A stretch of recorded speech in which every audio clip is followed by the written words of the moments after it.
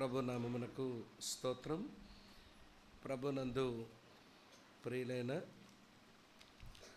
సహోదరులకు సోదరులకు ప్రభు అయిన యేసుక్రీస్తు వారి ఉన్నత నామంలో శుభాలు వందనాలు తెలియచేస్తూ ఈ 2026 సంవత్సరం మొదటి నెల ఇప్పుడే దేవుని సేవకుడు చెప్పినట్టుగా ఈ ఆదివారం మీతో ఉండే అవకాశం, మీతో ఈ మంచి సావాసాన్ని బట్టి నేను ప్రభువుని స్తుతిస్తూ మీతో కలిసి ప్రభువుని ఆరాధించడానికి ఆయన బల్లను సమీపించేందుకు ప్రభువు దయచేసిన ఈ గొప్ప తరుణానికై నేను ప్రభువుని మనసారా కొనియాడుతూ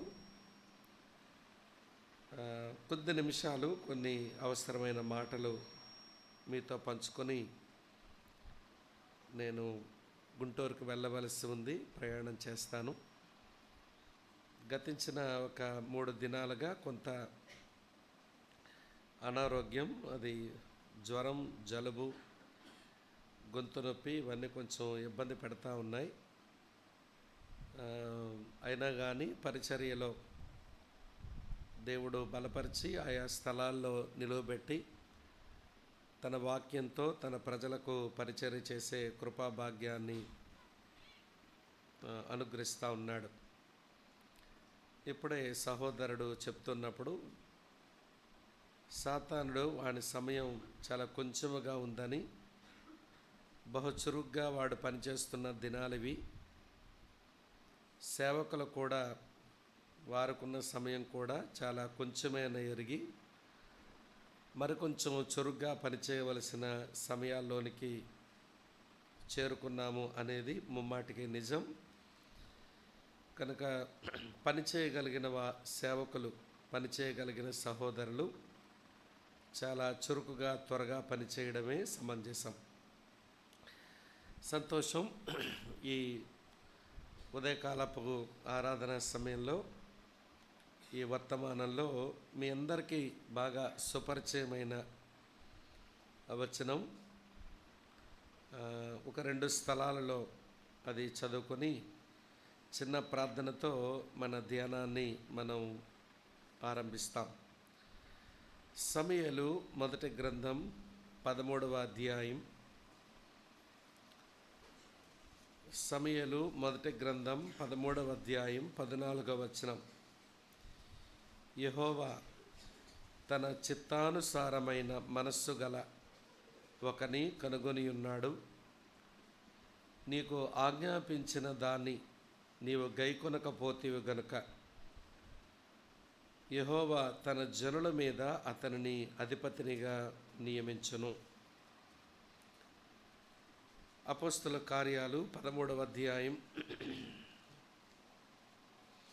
అపోస్తుల కార్యాలు 13వ అధ్యాయం 22వ వచనం. తర్వాత అతనిని అనగా సౌలును తొలగించి దావీదును వారికి రాజుగా ఏర్పరచెను. మరియు ఆయన, నేను యెష్షయి కుమారుడైన దావీదును కనుగొంటిని, అతడు నా ఇష్టానుసారుడైన మనుషుడు, అతడు నా ఉద్దేశములన్నీ నెరవేర్చునని చెప్పి అతన్ని గూర్చి సాక్ష్యమిచ్చాను. పరమ తండ్రి, మీకు వందనాలు, మీకు స్తోత్రాలు చెల్లిస్తూ ఉన్నాం. ఈ గొప్ప పట్టణంలో మీరు నీ నామ గణత కొరకు మీరు ఏర్పాటు చేసుకున్న యెహోవా నిస్సీ క్రిస్టియన్ అసెంబ్లీని బట్టి, నీ దాసును బట్టి, సంఘమునకు మీరు అనుగ్రహించిన సహోదరులను బట్టి, సోదరులను బట్టి మీకు వందనాలు.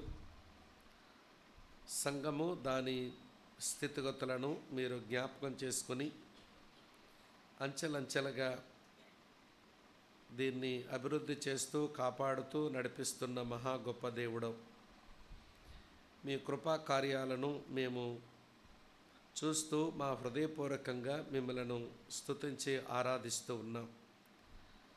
సంఘం లోపలికి చేరిన వారు నిన్ను గూర్చిన జ్ఞానములోను నీ కృపలోను దినదినాభివృద్ధి నొందడానికి సహాయం చేస్తూ ఉన్నారు. సంఘమునకు వెలుపల ఉన్నవారు ఈ సంఘ పరిచర్య ద్వారా నీలోనికి ఆకర్షింపబడతా ఉన్నారు. ఈ పనులు సంఘముగా మా ప్రియులు చేయడానికి మీరు కృప చూపుతున్నందుకు మీకు వందనాలు. దేవా, ఈ ఉదయకాల సమయం రూతు జీవితంలో మీరు చేసిన కృపా కార్యాలను ఆలకించి మిమ్మల్ని ఆరాధించడానికి మా విషయంలో కూడా అటువంటి కృపా కార్యాలే మీరు చేశారు. వాటిని సరిపోల్చుకొని మిమ్మల్ని స్తుతించి ఆరాధించడానికి తరుణమిచ్చారు. మీకు కృతజ్ఞతలు. నీ బలను సమీపించగలిగాము. మా కలిగిన దాంట్లో నీ పరిచర్య నిమిత్తమై మేము కానుకలను అర్పించగలిగాము. మీకు వందనాలు చెల్లిస్తూ మరికొద్ది నిమిషాలు నీ మాటలు మేము వినగోరుతూ ఉండగా మాకు అర్థమగనట్లు, మా జ్ఞాపకంలో నిలిచినట్లు కొన్ని తలంపులు మా మనసులో మీరు నాటాలని, అవి మొలిచి ఫలించి ఫలాభివృద్ధి నొందాలని ఆశిస్తూ ఈ సమయం నన్ను నేను మా ప్రియులను నీ బలమైన హస్తాలకు అప్పగించుకుంటూ యేసుక్రీస్తు వారి యొక్క ప్రశస్త నామంలోనే స్తోత్రాలు చెల్లించి అడిగి వేడుకొని ప్రార్థిస్తున్నాము తండ్రి, ఆమేన్. ప్రభునందు ప్రియమైన స్నేహితులారా, ఇప్పుడు నేను చదివిన ఈ వచనం ఇక్కడ కూర్చున్న మనకు ఇదేమీ క్రొత్త వచనమేమీ కాదు. ఈ వచనం చాలా పర్యాయాలు మనము చదువుకొని ఉండుంటాం. అలాగని ఈ వచనం మీద దేవుని సేవకులు చెప్పే అనేకమైన సందేశాలు కూడా ఇప్పటికే చాలా వినేసి ఉంటాం. అయినా కానీ మరోసారి ఈ వచనంలోంచి కొన్ని తలంపులు దేవుని పిల్లలంగా మనం నేర్చుకొని, అలాగనే ప్రభు మనతో మాట్లాడిన దాన్ని బట్టి మనం కొంత పరివర్తన చెంది మనం రూపాంతరం నొందుటకు ఈ సందేశం దోహదపడాలని నా ఆశ, నా ఆకాంక్ష. బైబిల్ పరిచయం ఉన్న వారికి దావీదు పరిచయం లేకుండా ఎలా ఉంటాడు కదా. బైబిల్ పరిచయం ఉన్న ప్రతి వారికి దావీదు చాలా పరిచయం ఉన్నవాడే. ఈ 66 పుస్తకాల ఈ బైబిల్ గ్రంథంలో 1000 మార్లు ప్రస్తావించబడిన ఒక గొప్ప వ్యక్తి. 1000 టైమ్స్ దావీదు యొక్క ప్రస్తావన ఈ 66 పుస్తకాల్లో ఉంటుంది. పాత నిబంధనలో 39 పుస్తకాలలో 66 అధ్యాయాలలో దావీదు ప్రస్తావన వస్తుంది.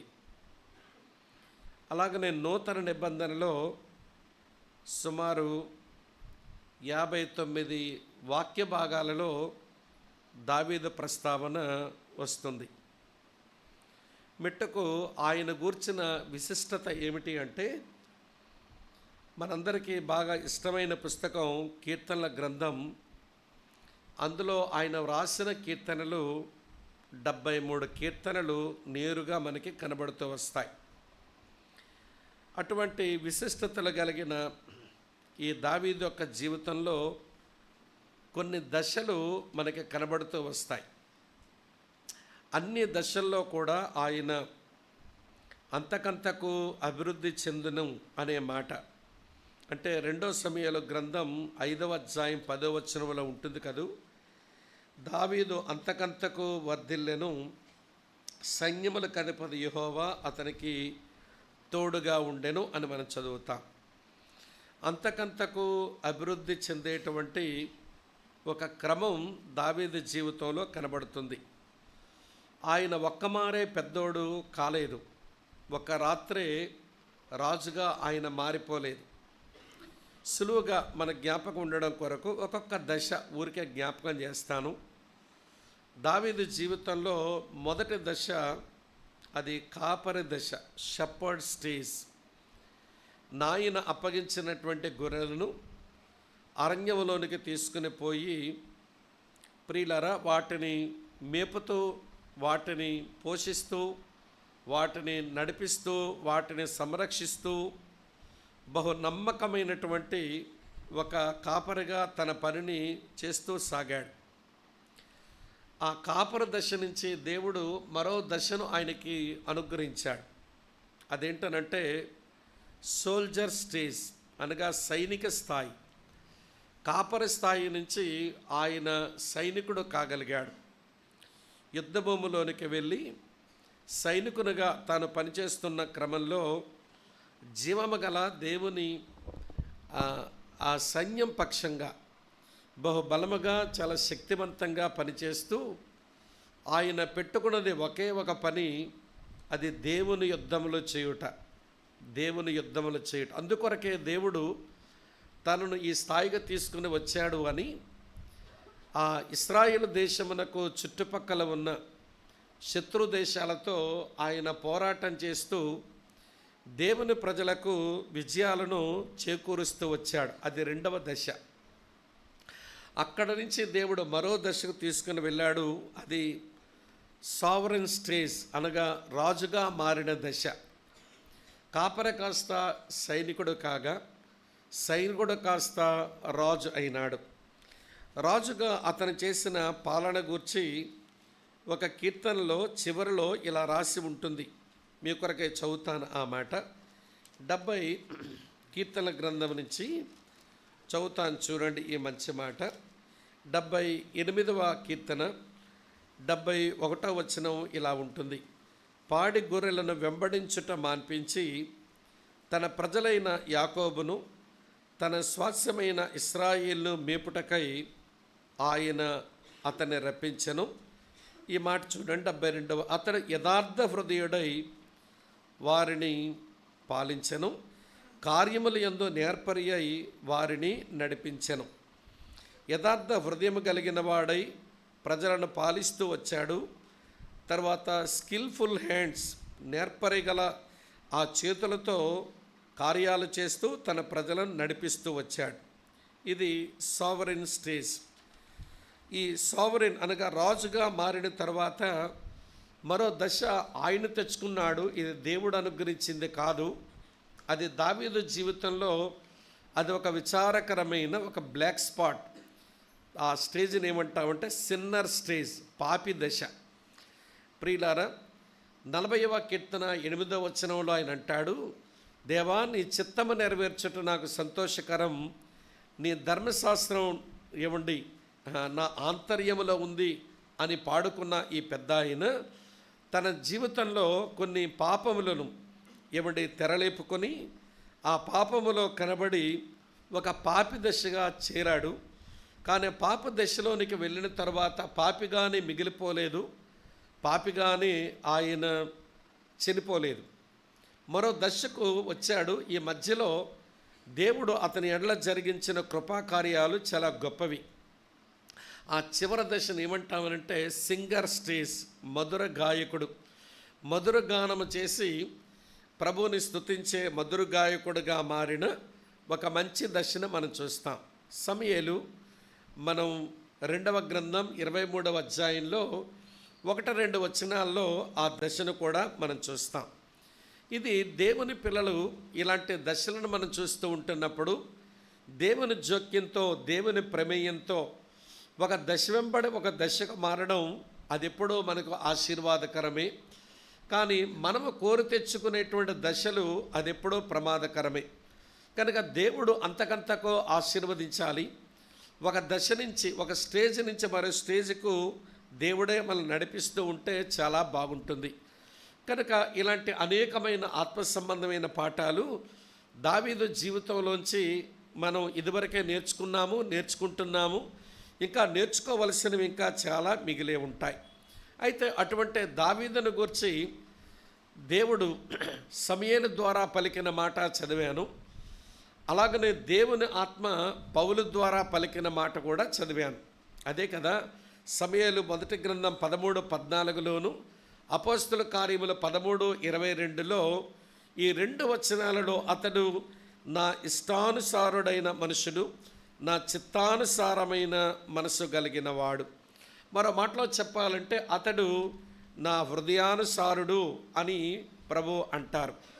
కాబట్టి నేను ఈ ఉదయకాల సమయంలో దేవుని యొద్ద నుంచి, దేవుని సేవకుల ద్వారా అతను ఇలాంటి హృదయం కలిగిన వాడు అని చెప్పేటువంటి గంభీరమైనటువంటి సాక్ష్యాలు, అవి మన ఆధ్యాత్మిక జీవితానికి అది గొప్ప సాక్ష్యాలుగా మిగులుతాయి.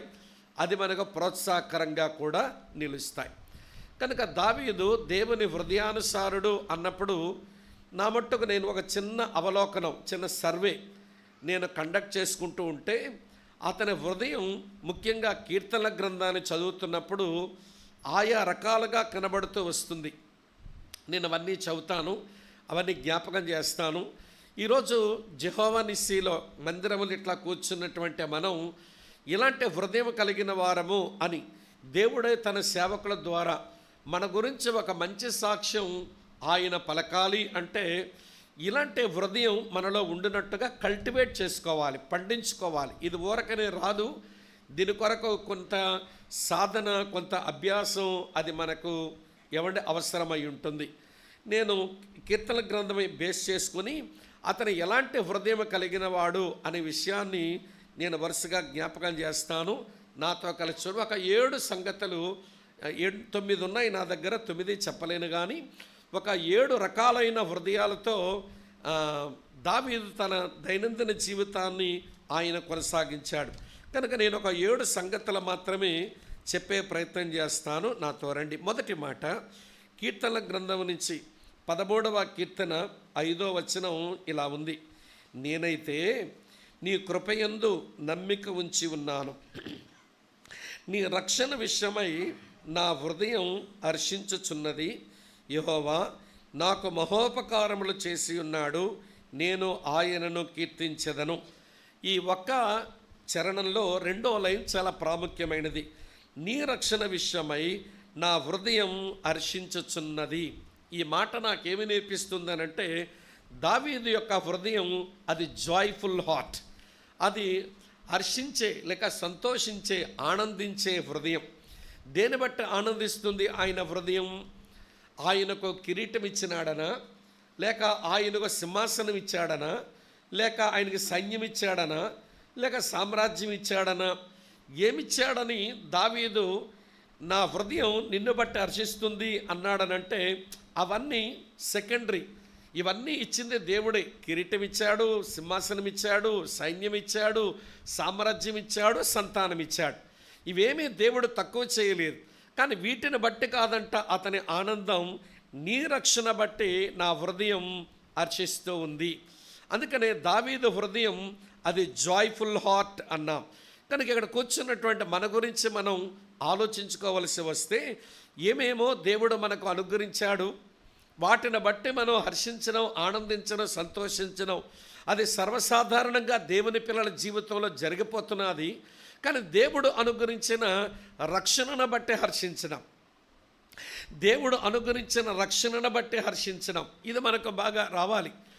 నేను మా వాళ్ళకు జ్ఞాపకం చేస్తూ ఇలా అడిగాను ఒక మారు, ఈ ప్రపంచంలో అన్నిటికంటే ఎక్కువ వయసు ఉన్నదేదో చెప్పండి అన్నాను. ఈ ప్రపంచంలో అన్నిటికంటే ఎక్కువ వయసు ఉన్నదేదో చెప్పండి అన్నాను.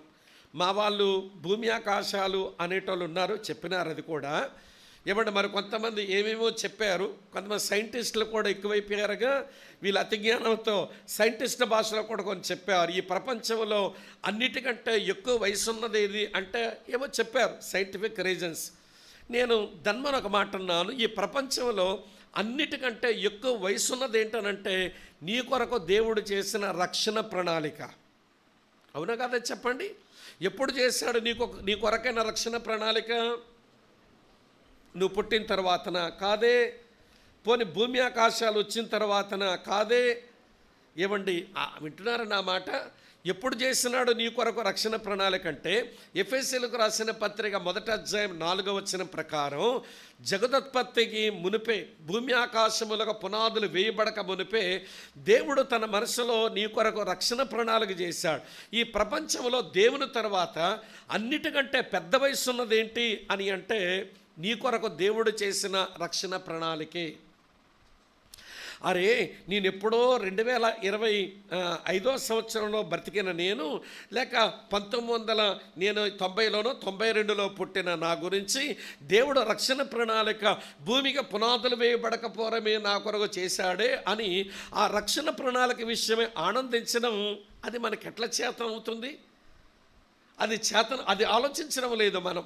అందుకు చేత దేవుడిచ్చిన ఇది అది వాటిలో మన హృదయం హర్షిస్తుంది. కానీ దేవుడు అనుగ్రహించిన రక్షణను బట్టి మన హృదయం హర్షించడం చేతనైతే ఆరాధించడానికి, స్తోత్రాలు చెల్లించడానికి, స్తుతులు అర్పించి ఆయన బలను సమీపించడానికి మన హృదయం ఎంత సంబరపడుతుందో.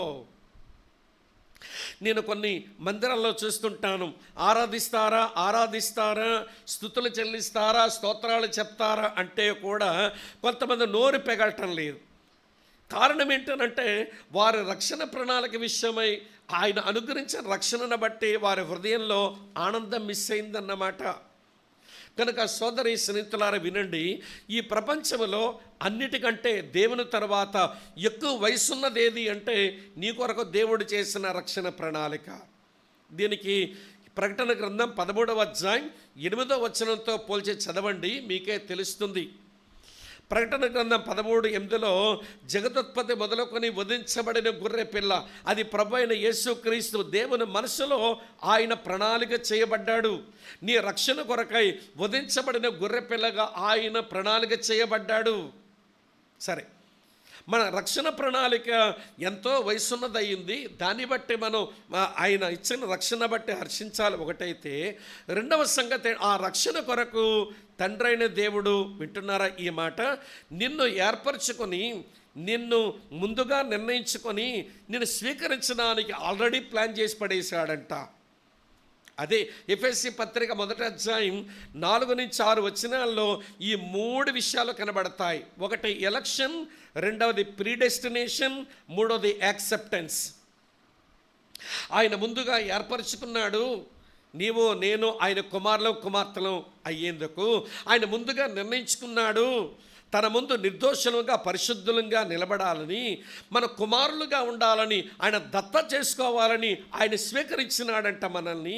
ఈ పనులన్నీ తండ్రి అయిన దేవుడు చేశాడు. మనం అకస్మాత్తుగా మన వరకు ఆలోచించినప్పుడు రక్షించబడ్డాము, అది యాక్సిడెంట్లుగా అకస్మాత్తుగా జరిగింది అని మనకు అనిపిస్తుంది. కానీ నిత్యత్వ భూతకాలంలోనే దేవుడు ప్రణాళికను రచించి తండ్రి అయిన దేవుడు ఈ 3 పనులు చేసి పెట్టాడు.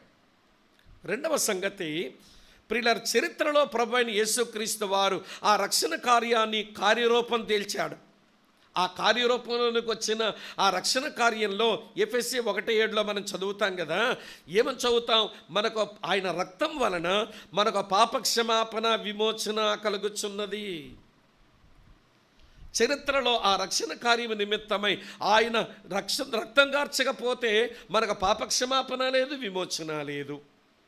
సోదరి స్నేహితులారా, ఇది చరిత్రలో వర్తమాన కాలంలో యేసు ప్రభు చేసిన పని. ఇప్పుడు వర్తమాన కాలం పరిశుద్ధాత్మ దేవుడు ఏం చేసినాడు నీకు నాకంటే? ఆయన నీ వరకు వచ్చి, వింటున్నారా, కన్విక్ట్ చేశాడు, ఒప్పించాడు. అలాగనే కన్ఫెస్ చేయడానికి కూడా ఆయన సహాయపడ్డాడు, ఒప్పుకోవడానికి సహాయపడ్డాడు. చివరికి ప్రియమైన స్నేహితులారా, మనమంతా కూడా కన్వర్ట్ అవ్వడానికి దోహదపడ్డాడు. తర్వాత ఆయన మనకు చక్కగా కాన్సంట్రేట్ చేసుకోవడానికి సహాయపడ్డాడు.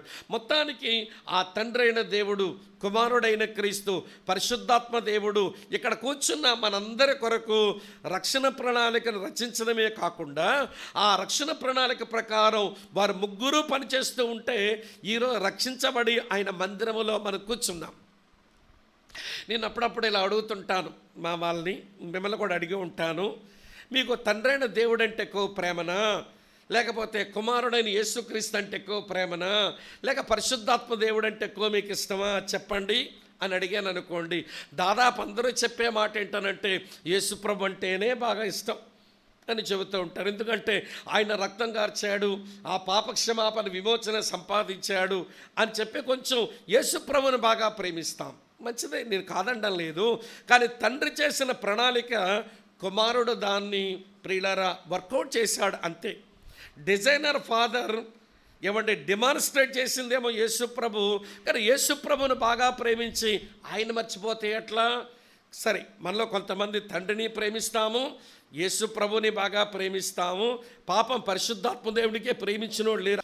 వినండి అక్క, చెల్లి, తమ్ముడు, అన్న, ఈ రోజున నీ రక్షణను బట్టి నువ్వు హర్షించడానికి, నీ రక్షణ ప్రణాళిక రచన అది చాలా వయసున్నది.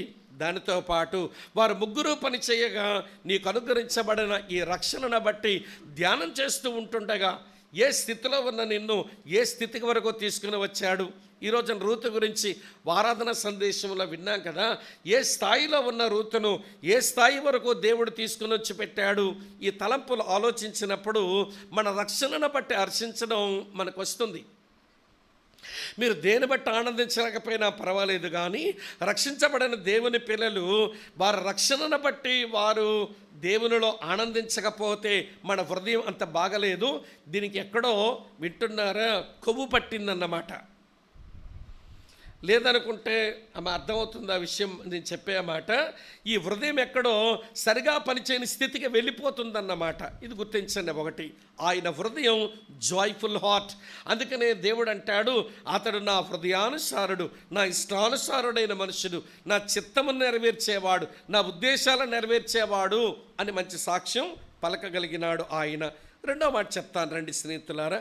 రెండో సంగతి ఏంటనంటే, మళ్ళీ కీర్తన గ్రంథం నుంచి అదే 13వ కీర్తనలో చూడండి, 2వ వచనం ఏమి రాసిందో మీ కొరకే చదువుతున్నాను. 13:2, ఎంతవరకు నా మనస్సులో నేను చింతపడదును, ఎంతవరకు నా హృదయములో పగలంతయు దుఃఖాక్రాంతుడనయ్యుందును, ఎంతవరకు నా శత్రు నా మీద తన్ను హెచ్చించుకొనను. ఈ వచనం నాకు నేర్పిస్తున్న ఒక ప్రాముఖ్యమైన పాఠం ఏంటనంటే, దావీదు హృదయం స్ట్రగలింగ్ హార్ట్, సంఘర్షణకు లోనైన హృదయం. ఆనందించింది ఈ హృదయం, ఆనందంతోనే మిగిలిపోలేదు. ఈ హృదయం కొంత సంఘర్షణకు లోనయ్యింది అనేది మనం మర్చిపోకూడదు. ప్రియులారా, నేను వరుసగా చూపిస్తాను చూడండి. అతని హృదయం మీద ఒక దాడి చేసిన విషయాలు కూడా 13:2లోనే ఏమి రాసింది, నా మనసులో నేను చెప్పండి, ఎంతవరకు నా మనసులో నేను చింతపడదును. ఒకటి, ఎంతవరకు నా హృదయంలో పగలంతి దుఃఖాక్రాంతుడనయ్యుందును, నా హృదయంలో దుఃఖాక్రాంతుడనయ్యుందును. తన హృదయం దుఃఖానికి గురయ్యింది. ఇదొక మాట అయితే, కొంచెం అలాగ వెనక్కి రండి. 25వ కీర్తనలో మరో సంగతి కనబడుతుంది. 25వ కీర్తన నేను చదువుతున్నాను చూడండి మిత్రులారా. 17వ వచనం ఇలా రాసి ఉంది, 25:17, నా హృదయ వేదనలు అతి విస్తారములు, ఇక్కట్లలో నుంచి నన్ను విడిపించము. ఈ వచనంలో అక్కడ హృదయములో దుఃఖం, ఇక్కడ హృదయములో వేదనలు. అందుకే స్ట్రగ్లింగ్ హార్ట్ అన్నాను. ఇంకొక మాట మీతో చెప్పనివ్వండి ప్రియులారా. 55వ కీర్తన 4వ వచనం కొంచెం వెనక్కి రండి. అన్ని కీర్తన గ్రంథం నుంచి చూపిస్తాను. 55:4లో, నా గుండె నాలో వేదన పడుచున్నది, మరణ భయము నాలో పట్టుచున్నది. ఇది పెయినింగ్ హార్ట్. హృదయంలో చాలా నొప్పి పడుతూ ఉందంట ఆయనకు. హృదయం అతనికి చాలా నొప్పి పడుతూ ఉంది. దుఃఖము, వేదన, నొప్పితో పాటు ఇంకొక మాట చెప్పనివ్వండి. 109వ కీర్తన 20, ఇవన్నీ వరుసగా మీరు అండర్లైన్ చేసుకోవచ్చు. 109:22లో ఇలా రాసి ఉంటుంది ప్రియులారా, నేను దరిద్రుడను, నా హృదయము నాలో ఏమైందట, గొచ్చబడి ఉన్నది. ఇది వూండెడ్ హార్ట్, ఇది వూండెడ్ హార్ట్, ఇది గాయపడిన హృదయం. అరే, దుఃఖంలోకి పడింది.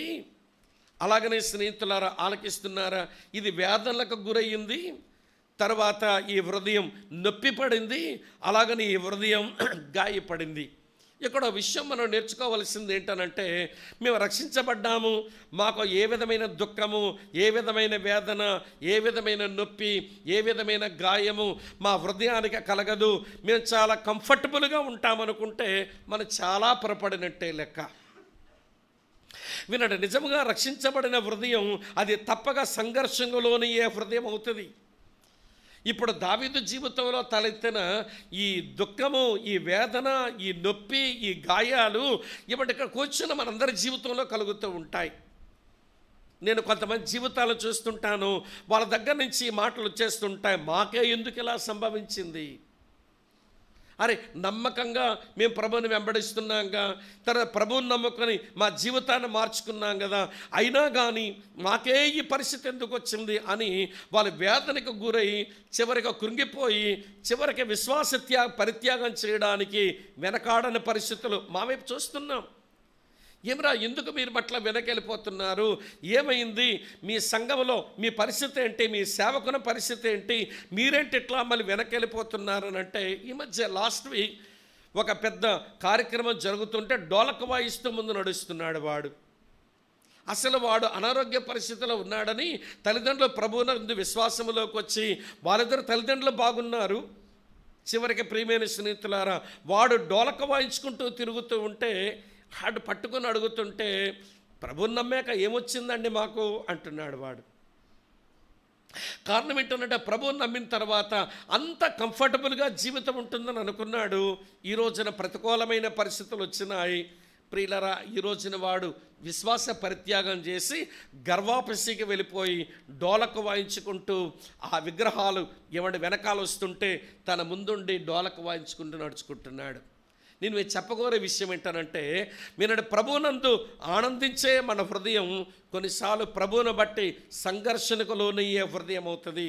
అయితే ఒక విషయం మర్చిపోకండి, తెస్సలోనికీయులకు రాసిన 2వ పత్రిక 3వ అధ్యాయం 3వ వచనంలో ఇలా రాసి ఉంటుంది, అయితే ప్రభువు నమ్మదగిన వాడు, ఆయనే మిమ్మల్ని స్థిరపరిచి ప్రతి దుష్టత్వం నుంచి కాపాడతాడు అనేది మనసులో పెట్టుకొని, రెండవ మాట మొదటి పేతురు పత్రిక 5వ అధ్యాయం 10వ వచనంలో, తన నిత్యమహిమకు మిమ్మల్ని పిలిచిన సర్వకృపానిధియగు దేవుడు కొంచెం కాలం శ్రమపడిన తర్వాత ఆయనే మిమ్మల్ని బలపరుస్తాడు, ఆయనే మిమ్మల్ని స్థిరపరుస్తాడు, ఆయనే మిమ్మలను ఏం చేస్తాడట వినండి, ఏమండి, సంపూర్ణులుగా చేస్తాడు, దేవునికే మహిమ కలుగునగాక అన్నాడు పేతురు. కొంచెము కాలం, ఆ కొంచెం కాలం దాన్ని తట్టుకోలేకని ప్రభువు వైపు వచ్చినట్టుగా వచ్చి వెనకడుగు వేసే వాళ్ళు ఉంటారు, ప్రభు మీద నిష్ఠూర మాటలు మాట్లాడే వాళ్ళు ఉంటారు, చివరికి వారు విశ్వాస పరిత్యాగం చేయడానికి కూడా ఈ దినముల్లో వెనుకాడని మనుషులుగా మారిపోతున్నారు. ప్రియమైన సోదరి స్నేహితులారా, ఆలకించండి. మన హృదయం దేవునిలో ఆనందించే హృదయం అయినప్పుడు ఆయన ఇచ్చిన రక్షణ బట్టి కొన్నిసార్లు మన హృదయం సంఘర్షణకు లోనవుతుంది. అది గాయమే జరగవచ్చునేమో, దుఃఖమే దాన్ని రావచ్చునేమో, బాధే కలగొచ్చునేమో, నొప్పే రావచ్చునేమో. ఇది సర్వసాధారణమైన విషయం. మనకంటే ముందు ప్రభువుని నమ్మకంగా వెంబడించిన ప్రతి వారి హృదయం అట్లనే ఉంది అనే విషయం మీరు దయించి మర్చిపోవద్దని మీకు నేను మనవి చేస్తున్నాను. ఇది 2. మూడో సంగతి చెప్తాను, వినండి. అది కీర్తన గ్రంథం నుంచి 9వ కీర్తన 1వ వచనంలో ఇలా ఉంటుంది. చిన్న చిన్న మాటలు జ్ఞాపకం పెట్టుకోవడానికి కూడా తేలిగ్గా ఉంటాయి. 9వ కీర్తన 1వ వచనం చదువుతాను, చూడండి. నా పూర్ణ హృదయంతో నేను యెహోవాను స్తుతించెదను, యెహోవాని అద్భుత కార్యములన్నిటినీ నేను వివరించెదను. నా పూర్ణ హృదయముతో నేను యెహోవాను స్తుతించెదను. ఇది ఏమిటంటే ప్రైజింగ్ హార్ట్. ఇది స్తుతించే హృదయం, స్తుతించే హృదయం. మిత్రులారా, ఆలకించండి. మనకు బాగా తెలిసిన విషయం, తెస్సలోనికీయులకు పత్రికలు అంటాడు, మీరు ప్రతి విషయమందును దేవునికి కృతజ్ఞతాస్తుతులు చెల్లించండి, ఎలాగో చేయటం యేసుక్రీస్తునందు మీ విషయంలో దేవుని చిత్తం. ప్రతి విషయములు అంటే మేలు జరిగిన స్తుతించు, కీడు జరిగిన స్తుతించు, కలిమి కలిగిన స్తుతించు, లేమి కలిగిన స్తుతించు, ఒంటి నిండా వస్త్రాలున్న వ్యక్తివైన స్తుతించు, దిగంబర కావలసిన పరిస్థితి వచ్చిన స్తుతించు. ప్రతి విషయంలో దేవుని స్తుతులు చెల్లించడం అది స్తుతించే హృదయపు అనుభవం. ఇలా మీతో చెప్పనివ్వండి ప్రియులారా, కొన్నిసార్లు మనం అన్నీ బాగుంటే చక్కగా ప్రభుకి స్తుతులు చెల్లిస్తాము. కొన్నిసార్లు స్తుతించలేని పరిస్థితులు వస్తే మేము స్తుతించలేకపోతున్నాము అన్నట్టుగా బయటే చెప్పుకోకపోయినా హృదయంలో మాత్రం దేవుని స్తుతించేటువంటి ప్రేరణ, ఆరాటం లోపల మిస్ అవుతూ ఉంటుంది. ఏ పరిస్థితులైనా దేవుని స్తుతించడానికి గురించి ఎప్పుడో ఒక పాతకాలపు కథ ఒకటి చదివాను నేను. ఒక యవ్వన బోధకుడు దేవుని వాక్యం చెబుతుంటేను ఆ మందిరంలో కూర్చున్న ఓల్డ్ లేడీ అంట మధ్య మధ్యలో ప్రైజ్ ద లార్డ్ అంటుందట. అనగానే పాపం ప్రసంగం చేస్తూ ఈయనకి నాలాంటికి వచ్చి మతిమరుపు ఈ మధ్య వచ్చి మర్చిపోతున్నాడంట, కనెక్షన్ పోతుంది. ఇదేట్రా ఇది అరవగానే మళ్ళీ కనెక్షన్ తప్పిపోయిందని మళ్ళీ వెతుకుంటూ ఏదో చెప్తున్నాడు ప్రసంగం. మళ్ళీ మధ్యలో ఆవిడ ప్రైజ్ లాడ్ అనగానే మళ్ళీ డివేట్ అయిపోతున్నాడు. ఇప్పుడు దండం పెట్టైనా అరవకుండా చేసుకుందామని ఇంటికి పోయాడంట. ఇంటికి పోయి, ఆంటీ నేను వాక్యం చెబుతూ ఉంటే మీరు మధ్యలో ప్రైజ్ ద లార్డ్ అనగానే నేను కొంచెం డిస్ట్రాక్ట్ అయిపోతున్నాను, గాడి తప్పిపోతున్నాను, నాకు మతిమరుపు వచ్చేస్తున్నది, దానివల్ల ఇబ్బంది పడుతున్నాను, మీకు దండం పెడతాను, మీరు మధ్యలో ప్రైజ్ ద లార్డ్ అని అరవకండి, నన్ను మీరు ఇబ్బంది పెట్టకండి, మీరు అలాగుంటే ఈ సంవత్సరం క్రిస్మస్కి మీకు ఖరీదైన బ్లాంకెట్ ఇస్తానన్నాడంట. ఖరీదైన ఒక బ్లాంకెట్ కొని ఇస్తానన్నాడు. పేదరాలు దుప్పటి, ఖరీదైన దుప్పటి కొని పెడతానన్నాడట. సరే, భలే ఆవిడకి పేదరాలు కదా, దుప్పటి అంటే కొంచెం కక్కువతో పడి ఈ రోజు నుంచి ఈ బోధకుడు వాక్యం చెప్పినప్పుడు మధ్యలో ప్రైజ్ ద లార్డ్ అనకుండా నిగ్రహించుకొని కూర్చోవాలనుకొని చాలా వారాలు నిగ్రహించుకొని కూర్చుందంట పాపం. ఒకసారి ఆయన దేవుని కృపణ గురించి అతను వివరిస్తుంటే ఇక దేవుని స్తుతించడం మానలేక ఆవిడ అరవడం మొదలుపెట్టిందంటే, ఏమని అరిసిందంటే, blanket or no blanket praise the Lord అన్నట్టు. ఎవరికది అర్థం కాల. Blanket or no blanket praise the Lord అందంట. ఎవరికది అర్థం కాల. ఆయనకు అర్థమైంది, ఆవిడకి అర్థమైంది ఆ విషయం. ఇప్పుడు ఈ విషయం నేను ఎందుకు చెబుతున్నానంటే, పరిస్థితులు మనకి విషమించినప్పుడు, ఏడుపు, దుఃఖము, బాధే మన జీవిత పర్యంతం అయిపోయినప్పుడు అలాంటి పరిస్థితుల్లో దేవుని స్తుతించడం నేర్చుకోవాలి. ప్రియులారా, ఇలాంటి విషయాలు మనం చాలాసార్లు విని, యోబు అలా పరిస్థితులు ఎట్లా స్తుతించగలిగినాడు, పౌలు అలాంటి పరిస్థితుల మధ్య శీలలు కలిసి ఫిలిప్పీ జైలు ఎట్లా స్తుతించగలిగారు, ఇలాంటివన్నీ వింటుంటాం. కానీ జటిలమైన పరిస్థితులు వచ్చినప్పుడు స్తుతించే హృదయం మిస్ అయిపోతూ ఉంది. అయితే దేవుని మీద నిష్ఠూర మాట్లాడతాం, లేకపోతే చుట్టూన మనుషుల మీద మనం నిష్ఠూర మాటలు మాట్లాడతాం, లేక పరిస్థితులను నిందించుకుంటాం, ఇక ఎవరూ లేకపోతే మన మీద మనమే నిందించుకుని బతికేస్తామే తప్ప, దేవా ఈ పరిస్థితి నీకు తెలియకుండా నాకు సంభవించలేదు, ఈ పరిస్థితి నీకు తెలియకుండా నాకు సంభవించలేదు, నేను స్తుతిస్తున్నాను అని ఆయన స్తుతించడం మనకు చేతనవ్వడం లేదు. బట్ దావీదు జీవితం నిండా చూస్తే పూర్ణ హృదయంతో దేవుని స్తుతించే ప్రియులరా ఆ అనుభవం కలిగినటువంటి ఒక దైవజనుడుగా ఆయన మనం చూస్తాం.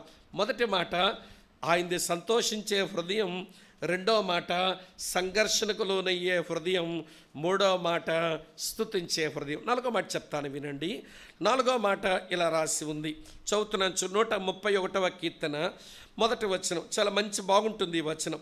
131:1 మీ కొరకే చదువుతాను వినండి. యెహోవా, నా హృదయం అహంకారము గలది కాదు, యెహోవా నా హృదయం అహంకారము గలది కాదు, నా కన్నులు మీది చూచినవి కావు, నాకు అందన వాటి ఎందైనను గొప్ప వాటి ఎందైనను నేను అభ్యాసం చేసుకొనటలేదు.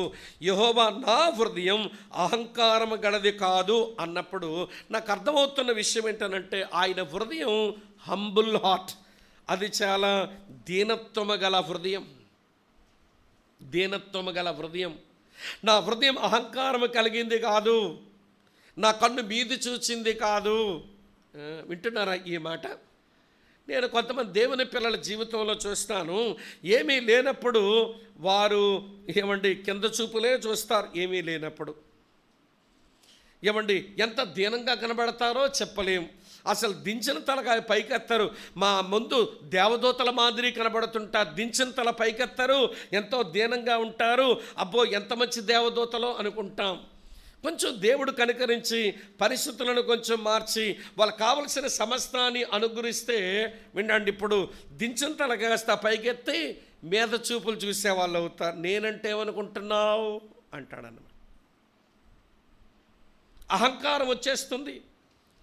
వినండి ప్రియమైన స్నేహితులారా, కొద్ది రోజుల కిందట ఈ పాట అని వినబడేది అప్పుడప్పుడు సెల్ ఫోన్లో. ఈ మధ్య ఆ పాట కూడా వినపడదు, సినిమా పాట కింద పెట్టారు, కానీ అది క్రైస్తవ వేదాంతమే. ఆ పాట ఏంటో జ్ఞాపకం వస్తుంది కదా, ఏంటి తెలియనట్టుకు వచ్చినారు చెప్పనా? మొక్కేమి నేర్పించిందట, మీకు తెలియనట్టుకు వచ్చిన తెలుసు మీకు ఈ పాట, చెప్పండి ఏంటది? మౌనంగానే ఎదగమని. చూసారా, ఆరంభం నుంచి మొదలెట్టారు.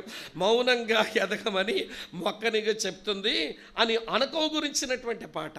ఈరోజున వినండి ప్రియమైన స్నేహితులారా, దేవుడు ఏ స్థాయిగా తీసుకుని వెళ్ళినా, దేవుడు ఎంత మంచి దశ మనకు ప్రసాదించినా దీనత్వంతో బ్రతకడం అది మనం నేర్చుకోవాలి. ఒకవేళ నేను ఏదైనా కలిగి ఉన్నాను అంటే అది కేవలం ఆయన కృపను బట్టి కలిగి ఉన్నాననే మనస్తత్వం మనకు దీన మనసు నేర్పిస్తుంది. పౌలు లాంటి వాడండి, అందరికంటే బాగా సేవ చేసిన వాడు.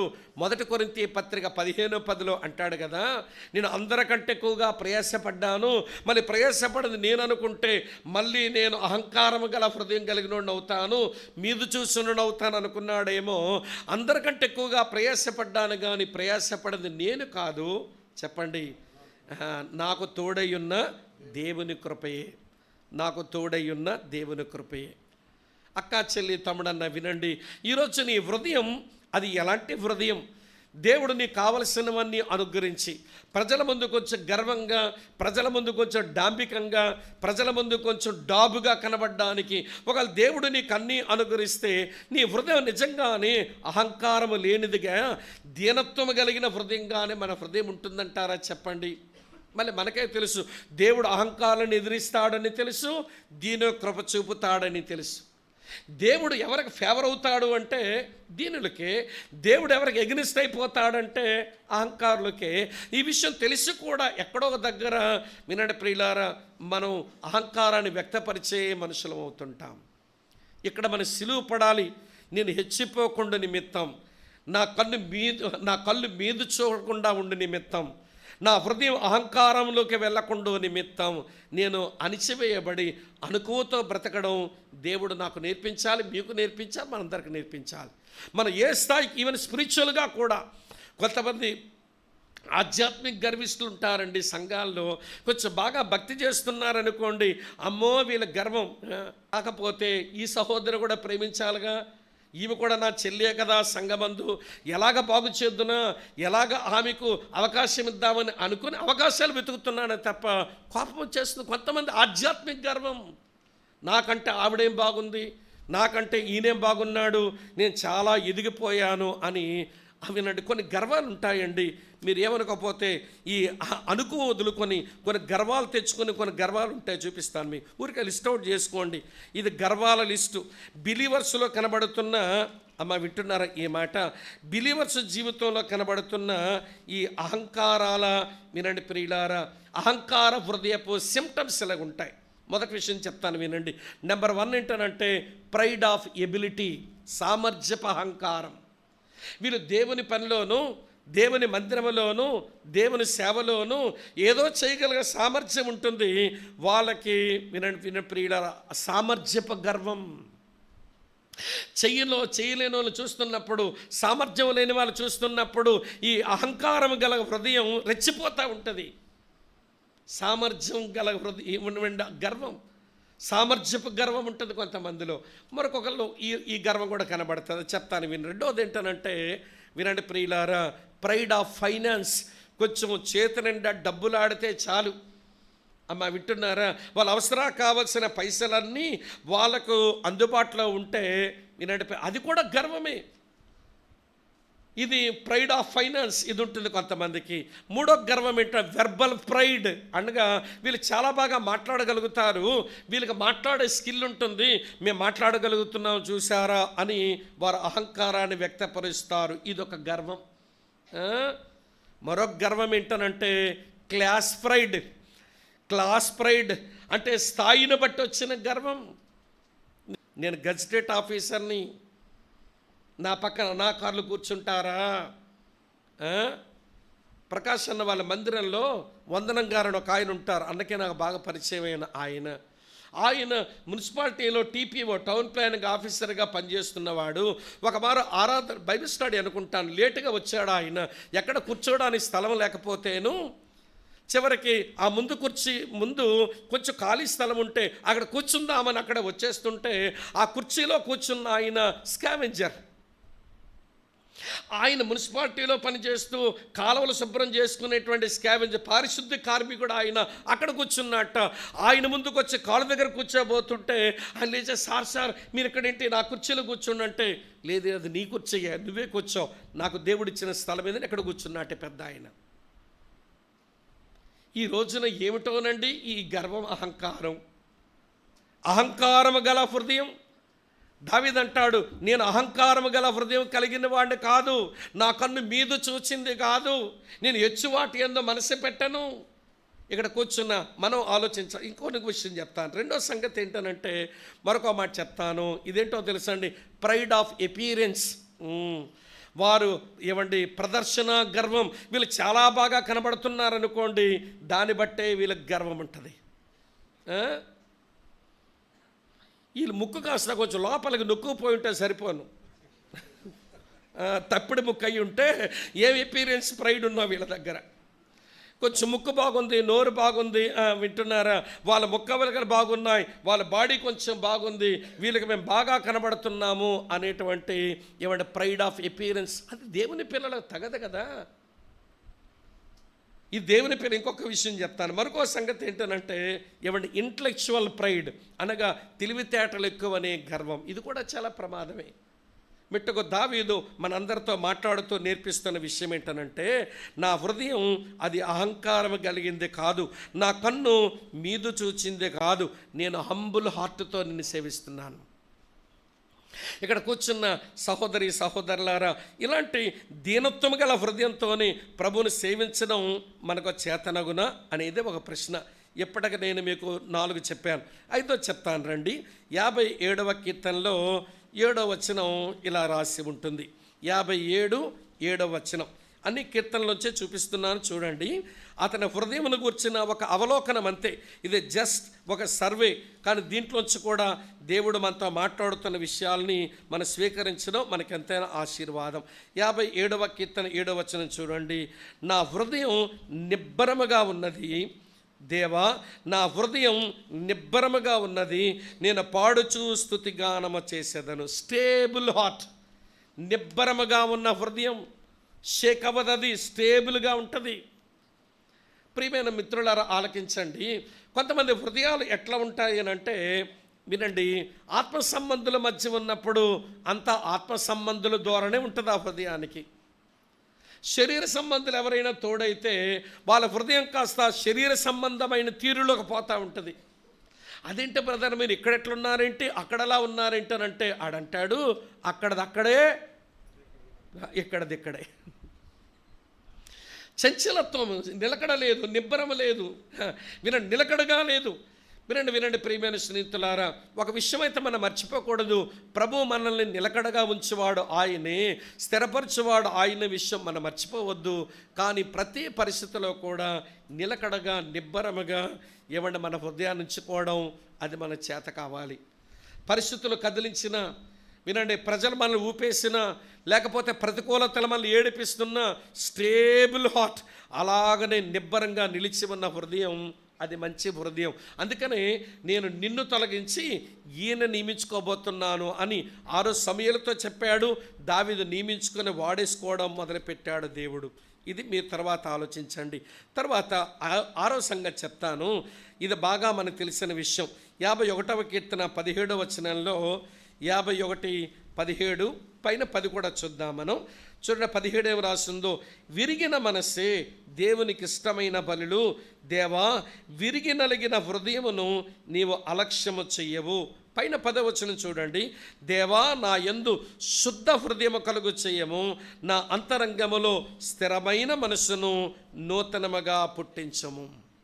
ఈ 2 వచనాల్లోంచి దేవుడు మనం నేర్పిస్తున్నది ఏంటనంటే, దావీదు హృదయం రిపెంటెంట్ హార్ట్, పశ్చాత్తాపపడే హృదయం.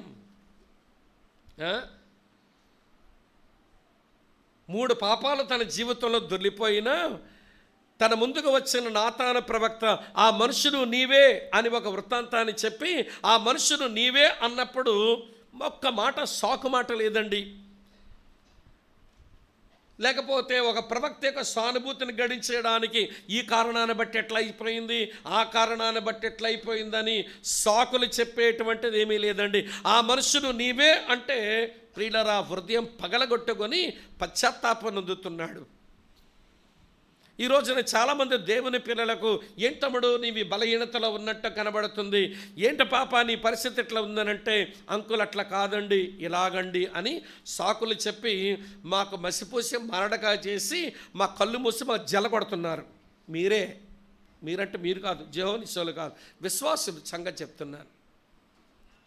అరే ఈ పరిస్థితుల్లో ఉన్నామని మాకు కనబడుతుంది, వినబడుతుంది, ఏమంటామనంటే పశ్చాత్తాపపడ్డం మానేసి, ఏమండి, విరిగినటువంటి ఆ మనసుతో, పగిలిన హృదయంతో దేవుని దగ్గర పగిలిపోవడం చేతకాక సాకులు చెప్పడం, అయితే ఆ పాపానికో బలహీనతకో కారణం మరో వ్యక్తిని పరాయోల మీద తోసేయటం, ఇది అలవాటైపోయిందండి క్రిస్టియన్ కమ్యూనిటీలో.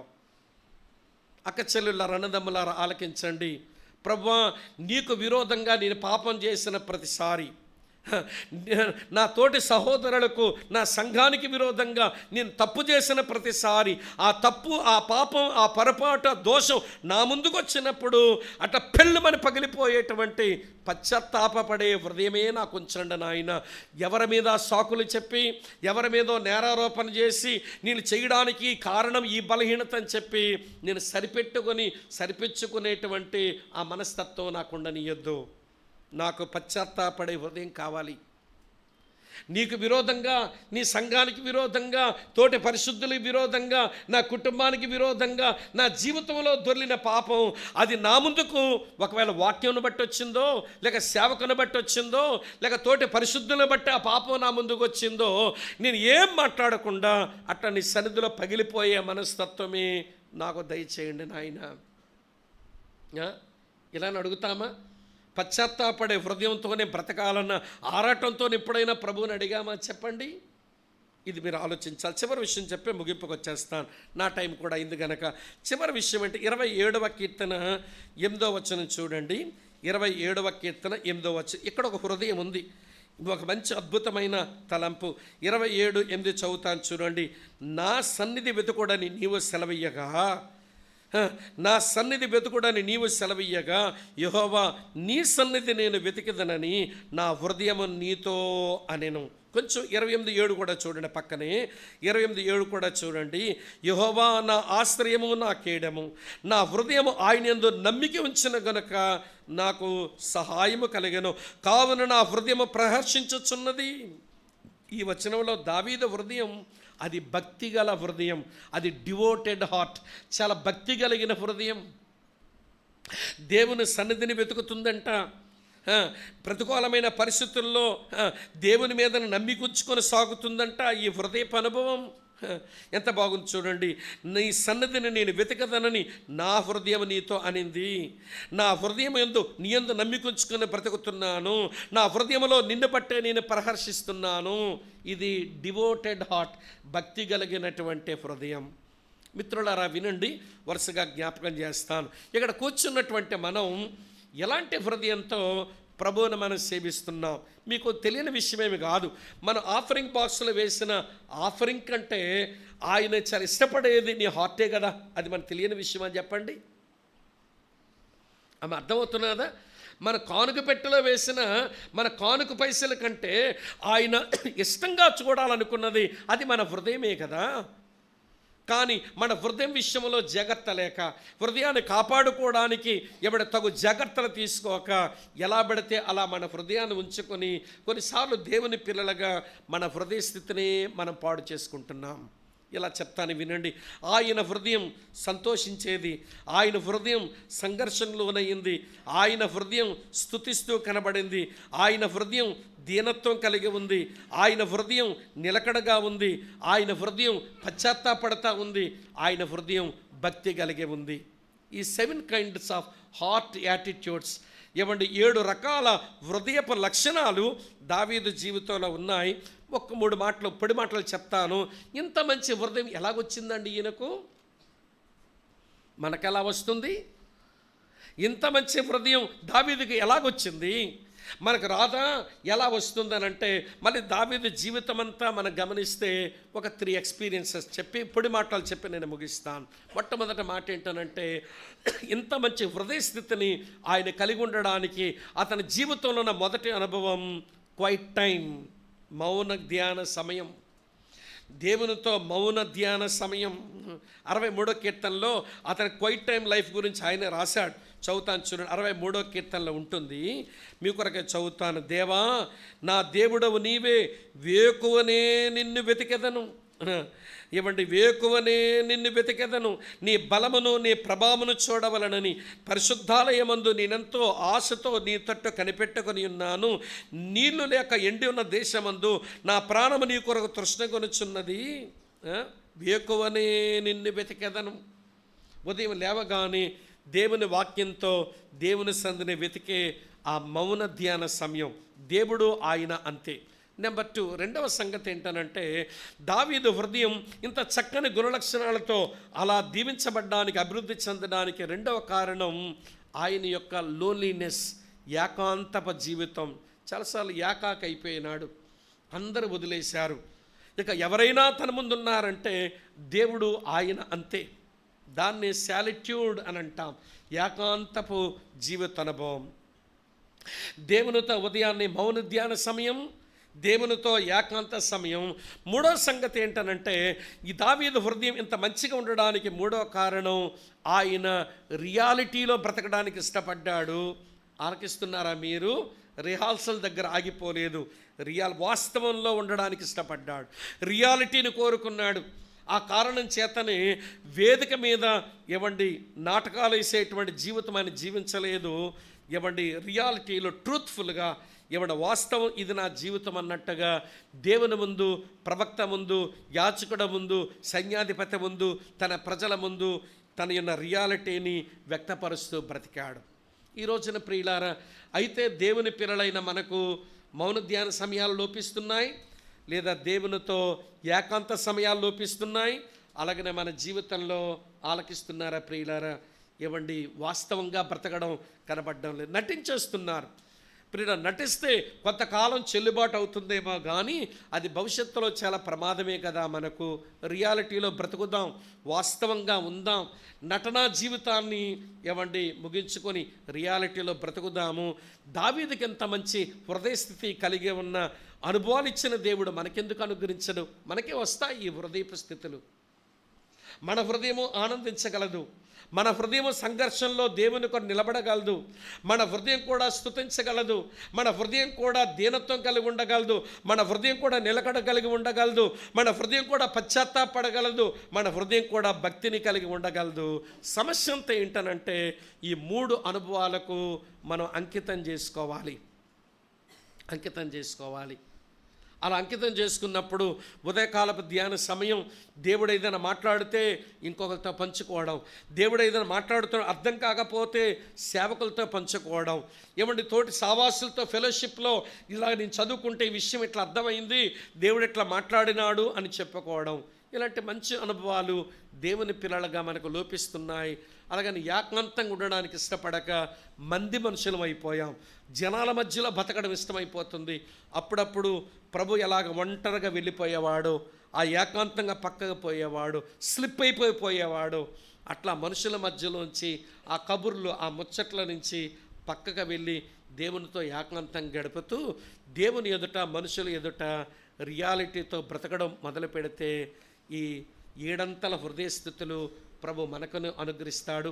నేను ఈ నూతన సంవత్సరంలో నా అభ్యర్థన ఏంటంటే, ప్రభువా, ఇలాంటి దావీదు హృదయ స్థితిని కలిగి ఉండి నేను హృదయపూర్వకంగా నిన్ను సేవించినట్లుగా, హృదయపూర్వకంగా నిన్ను వెంబడించినట్లుగా నీ కృప మాకు 2026లో ప్రసాదించమని యెహోవా నిస్సివాలు వేడుకోవాలి అనే ఆశతో ఈ మాటలు చెప్పి నేను ముగిస్తున్నాను.